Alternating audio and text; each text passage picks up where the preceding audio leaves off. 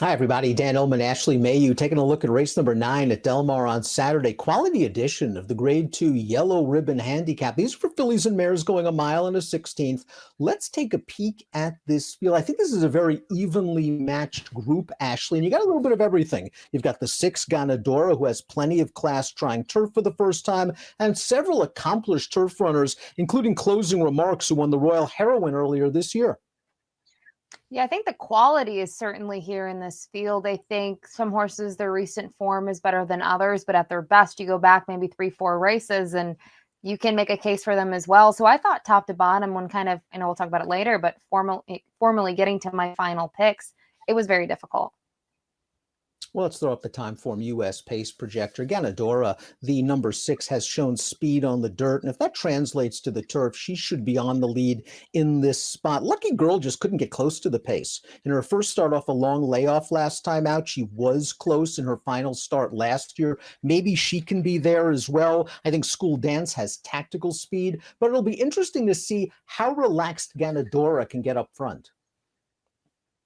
It will be interesting, as you've mentioned. The turf is the big question, and kind of looking at this pace projection, I pretty much agree with it. I think Lucky Girl's a little bit of a wild card because she's basically shown two things at Del Mar specifically. She's either been last, basically, or she's been really forwardly placed. I do think School Dance, to me, is the horse that can maybe press things in here off that, last effort and the efforts before that. But Ganadora could have a big say in kind of what happens early on.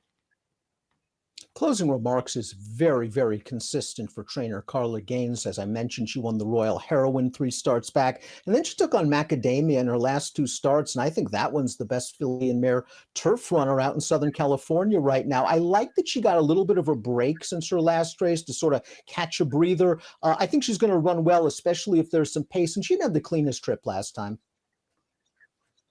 We sometimes see that too with horses out at Santa Anita, that they will give them a break before the Del Mar meet and sort of prep towards races. And I have to think this was on their radar. They did try her in the grade 1 last time out, and this will be softer than she had faced in that. And she's also going to get a little bit of that cutback in distance, but she's been one that at her best, she can really fire a big race and a big number. And when we look at her last win, it was at a mile, but you look at that performance, a mile and 16 should be no problem. So I do think she should be pretty tough in this spot.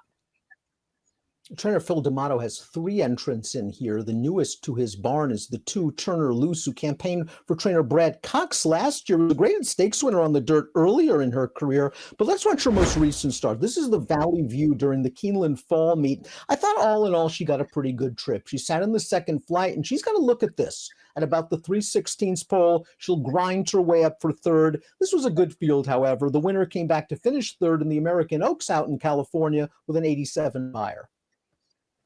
Yeah, Sparkle Blue is a pretty nice filly, in California Angel. We know what she's capable of, but I do think the big thing here, and looking at the trip that she was able to get, was sort of on the outside and got in the clear and made some runs. So that was a really nice performance overall. And going down the page, it's been interesting to see how she's been managed, because you can see as a 2-year-old turf, then the 3-year-old, everyone wants to kind of go to the Kentucky Oaks. That was sort of their plan, and she did race well on the dirt, but they've now transitioned her back to the turf for the most part as a 4-year-old filly. And it's interesting to see the barn change, but her lone effort at Del Mar, you can't make anything out of that. We know how deep the waters were, and that was during her 2-year-old campaign. But Phil D'Amato, you mentioned he's got 3 entrants in here. I think the last time, a couple weeks ago, he had 4 in a race, and he had the Super. So he's got these horses really ready to roll at Del Mar. Another horse shipping west is the 3 Spirit and Glory, going out for the underrated trainer Robbie Falcone. And a little tough last time out in the Eatontown at Monmouth. The winner of that race is a very consistent runner for Chad Brown. That's Consumer Spending, who came back and won the Matchmaker on Haskell Saturday with a 92 buyer speed figure. She's got figs. I think she's well entered here. I think she is well entered too, and she seems to be trending in the right direction. It was nice to see her get that win 2 back, because it had been several starts since we had seen her in the winner's circle, but she only beat 1 in the grade 3 Eatontown. I'm not going to make a big deal out of that, just knowing that overall it was a pretty compact field, and it just didn't work for her. They tried to have her from off of it. She was 16-1 in that spot. You've mentioned Consumer Spending. Everyone knows how good Consumer Spending is, and that one had to work for it a little bit next time out. But I do think this is probably a good spot for her to get back and kind of stay with graded stakes competition, but to take it a step higher if you want to stay with the grade 2.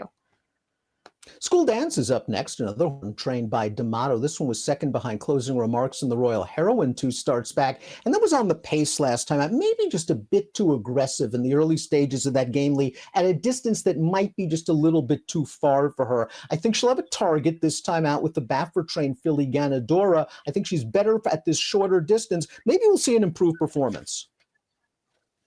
I think we certainly could. And just looking, as we mentioned, at the pace perspective, she should be pretty close to it. And I think that gives her an edge over some of these horses that typically can find themselves pretty far back early on. And if there's not a ton of pace, you want to at least be close to it to try to get that final run in the stretch. And you look at her races, a little bit of okay form. I haven't been necessarily like enamored with her performances, but the 1-2 back I thought was probably one of her better ones so far in her career. I thought she raced really nicely. I know she was second in the Grade 1 American Oaks. I personally don't think it was a true Grade 1 in terms of caliber. It was a big field, but I don't think we saw any superstars in that race. So she seems to be getting better, and another one that has that nice break prepping for this race at Del Mar.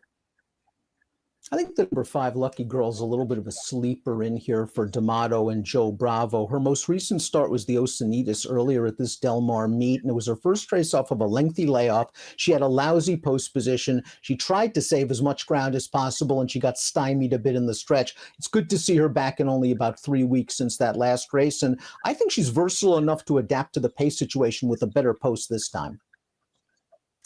When I went through this race, I'll be like, full disclosure, I thought about using Lucky Girl on top as a big sleeper in here at what figures to be a good price. My concern was the 0 for 4 in the money record at Del Mar. One of the positive signs I thought, obviously, in the barn of Phil D'Amato, we know how well he's been doing, but Joe Bravo, not sure he technically had an option, knowing that Closing Remarks last race was pretty far back. But if he did have the option, it started to make me wonder, does he think that this filly is better than she showed last time out? Because I know on paper, you say, oh, she finished 6th, but she was rolling from the clouds in there. And I think that performance is better than it looks on paper. And I do think the biggest thing, she's really going to need to be able to get a good trip. It's been very inconsistent what she's been doing, whether she's been really far back, close to the pace. And she will need to step forward. Her numbers just weren't competitive enough compared to others to give me the courage to use her on top. But I do think she's super intriguing.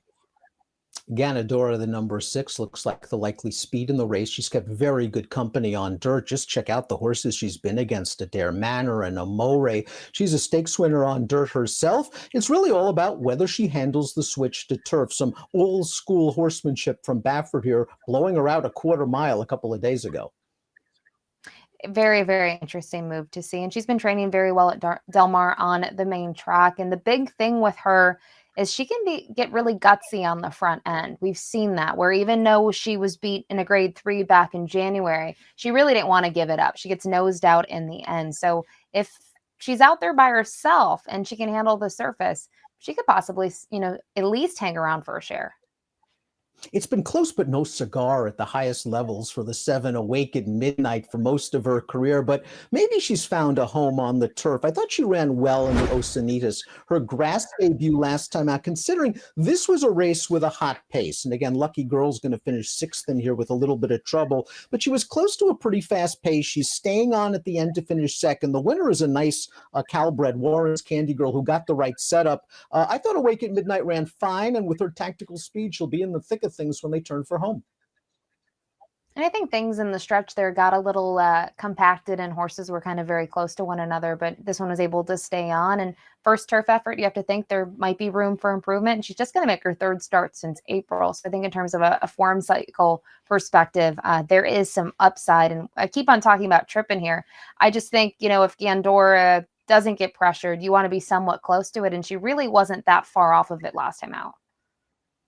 It's nice to see it. The Oceanitas thus far has been a pretty productive race. One of the also-rans came back, won a stakes race on the turf at Santa Rosa with a respectable 85 buyer. Top pick time for the Yellow Ribbon at Del Mar. You're going with Closing Remarks. She's just been a beacon of consistency throughout her career, and she might get the right setup.